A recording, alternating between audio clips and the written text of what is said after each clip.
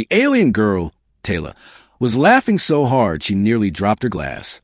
"You," she said between giggles, "wearing the armor of my ancestors? You'd trip before you took 2 steps. Jace rolled his eyes, though the corner of his mouth tugged into a grin. He was the only human in Taylor's village, a stray mechanic who had crash-landed his shuttle 2 months ago. Since then, he'd fixed water pumps, patched roofs, and earned a place, sort of, as the village's oddball outsider. "Come on," Jace said, pointing to the towering display at the center of the hall.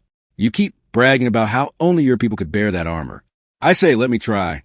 Worst that happens, I faceplant." The armor stood like a statue, obsidian plates etched with glowing lines, shoulders spiked like mountain ridges. According to legend, it once belonged to Chiron the Defender, Taylor's ancestor who had fought off invaders centuries ago. Taylor wiped her eyes, still laughing. "Fine. Just don't blame me when the elders throw you out for sacrilege." Part 2, the fitting. With the help of pulleys, Jay stepped into the ancient suit. It was heavier than he expected, cold and humming faintly with some kind of dormant energy. The chest plate locked into place, and for a heartbeat, nothing happened.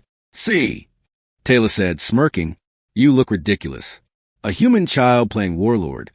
Then the armor lit up. The etched lines blazed like molten fire, racing across the plates. The air shook with a low hum, and Jace gasped a strength surge into his limbs. His vision sharpened, every detail crisp, as if the world itself had slowed. The hall fell silent. Elders who had been quietly drinking froze, jaws dropping. "By the stars," one whispered. "It responds." Taylor's laughter died in her throat. She stared at Jace in shock. "That's impossible." Part 3, the awakening. Jace stumbled forward, armor boots thudding against the stone floor. He didn't feel heavy. On the contrary, he felt like he could punch through the walls. "What's happening?" he asked, voice echoing through the helmet that had formed around his head. "The armor of Chiron has been dormant for centuries," said Elder Serac, his voice trembling. "It only awakens for the blood of his line or a chosen bearer." Taylor stepped closer, her eyes wide with something between awe and fear. "But you're human. You're not of us. This makes no sense." The armor pulsed, and suddenly a projection filled the hall, an ancient battlefield, armies clashing. Chiron himself standing tall in the same armor, repelling waves of invaders with bursts of blazing energy. Jace staggered as the vision poured into him. He saw Charon's triumphs, his sacrifices, his vow to protect the people even beyond death. When the vision faded, the armor spoke. Protector recognized. Power restored. Part 4, the conflict. The hall erupted in chaos. Some cheered, some cried blasphemy. "He's not one of us," shouted a villager. "A human can't be our protector." "The armor chose him," Serac countered. "We cannot deny it." Taylor grabbed Jace's arm, pulling him aside.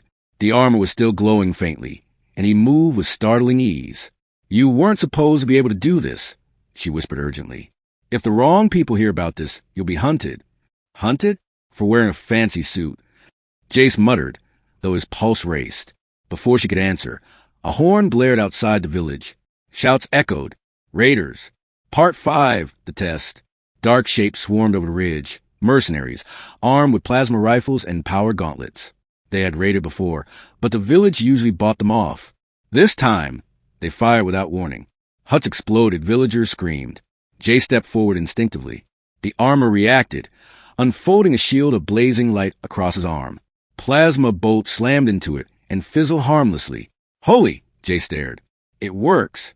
"Then fight," Taylor shouted. The raiders charged. Jay swung his arm, and a wave of energy blasted outward, hurling them back like rag dolls.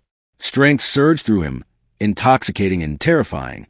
Villagers watched in awe as he waded into the attackers. Their weapons shattered against his shield. His fist cracked the earth, sending shockwaves. He moved like he'd trained for years, guided by the memories of Chiron himself. The raiders fled, terrified of the glowing armored figure. When silence fell, the village erupted into cheers. "The Defender has returned," they cried. Part 6, the price. That night, the village feasted. But Jace couldn't shake the unease gnawing at him. He found Taylor sitting alone, her laughter gone. "You should be proud," he said, sitting beside her. "We saved your people." She shook her head. "You don't understand. The armor doesn't just give power. It demands it. Chiron wore it until it consumed him. That's why it's been dormant for so long. No one was willing to be devoured." Jace frowned. Devoured. The armor feeds on its bearer, she said softly. Every battle, every use of its power, it drains life in return. Jace's chest went cold. He thought of the rush he felt, the way it almost seemed to want him to fight. So I'm doomed, he muttered. Maybe not, she said.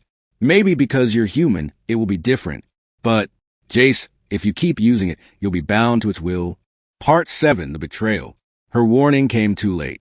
By dawn, word of the awakened armor had spread beyond the village. A syndicate warship descended, its insignia burning in the sky. The warlord Kraz himself emerged, flanked by soldiers. The armor of Chiron, he sneered. Hand over the human, and your village will be spared. The elders wavered, terrified. Jay stood tall in the armor, though his stomach churned. You're seriously thinking about handing me over? He demanded. We must protect the village, Serac said grimly. Taylor shoved past him. Cowards! He saved you. Kraz laughed. How noble, but the armor belongs to me now. He raised his gauntlet, firing a beam of energy. Instinctively, Jace blocked it, but this time, the armor's hunger surged. Power crackled, whispering in his mind. Strike. Destroy. Devour. Part 8, The Struggle. The battlefield erupted again. Jace fought soldiers, his strength overwhelming, but each strike left him weaker, drained. The armor demanded more, feeding on his spirit. Taylor's voice cut through the haze. Jace, don't let it control you. You're not Chiron, you're you. Gritting his teeth, Jace forced himself to resist the whispers. Instead of killing, he fought to disarm, to shield, to protect. The armor howled in his mind, furious, but it obeyed. At last, Kraz fell, stunned by a blast that sent him fleeing back to his ship. The syndicate retreated. The village was safe again, but Jace collapsed to his knees, exhausted, the armor's glow fading. Part 9, The Choice. Later, in the quiet after the battle, Jace sat with Taylor. The armor rested nearby, dormant once more. I can't keep it, he said.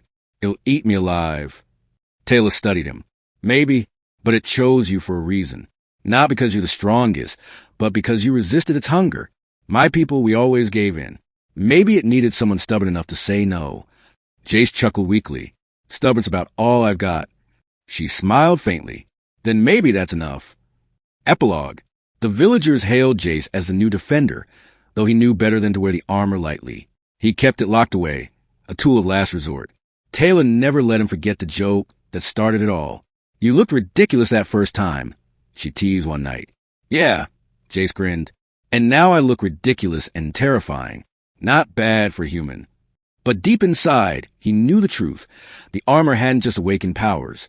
It had awakened a destiny. And whether he liked it or not, he was no longer just a stranded mechanic. He was the bearer of Karen's legacy.